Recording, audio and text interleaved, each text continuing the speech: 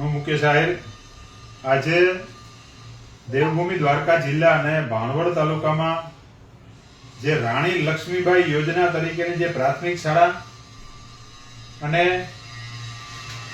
6 થી 8 ધોરણમાં તમામને જે તાલીમ આપવામાં આવે છે તે વિશે વાત કરવી છે.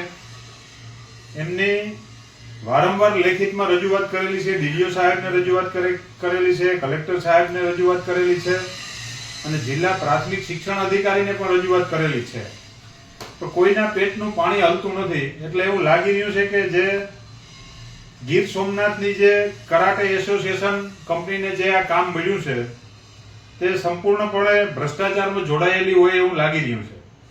કારણ કે જે વ્યક્તિઓ જે તાલીમ આપે છે એ તો વાત બરાબર છે કે પોતે તાલીમ આપે છે, પણ એમને પૂરું વેતન આપવામાં આવતું નથી અને એમને વારંવાર પ્રેશર આપવામાં આવે છે કે તમારે આમ કરવાનું છે, તમારે તેમ કરવાનું છે, તમારે યારે કોઈક જોડાયેલા છે, આપણે આપણા ગ્રુપની બહાર જવાનું નથી.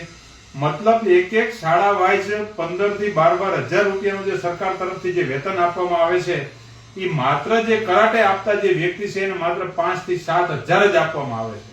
આવું શોષણ યુવાનોનું કેવી રીતે? તો ભાઈ અમે તમારી જો તપાસમાં જાશું કે તમારી જે karate association Gir Somnath company તમારી જે છે, તો તમે જેટલા માનો કે ઉદાહરણ તરીકે હું છું, બીજા ભાઈ છે, તો તમે સીધા પ્રમાણપત્ર આપી દીધા તો હું એમના લાયક છું. તમારી પણ તપાસ થવી જોઈએ. એટલે વારંવાર રજૂઆતો કરતા અને શિક્ષણ શાખામાંથી જે શિક્ષણ સંઘ છે દેવભૂમિ દ્વારકા જિલ્લાનો, એમને પણ રજૂઆતો કરેલી છે, લેખિતમાં રજૂઆતો કરેલી છે અને અમે પોતે પણ ઘણી બધી લેખિતમાં રજૂઆતો કરેલી છે. છતાં પણ આ તંત્રના પેટનું પાણી હલ્યું નથી.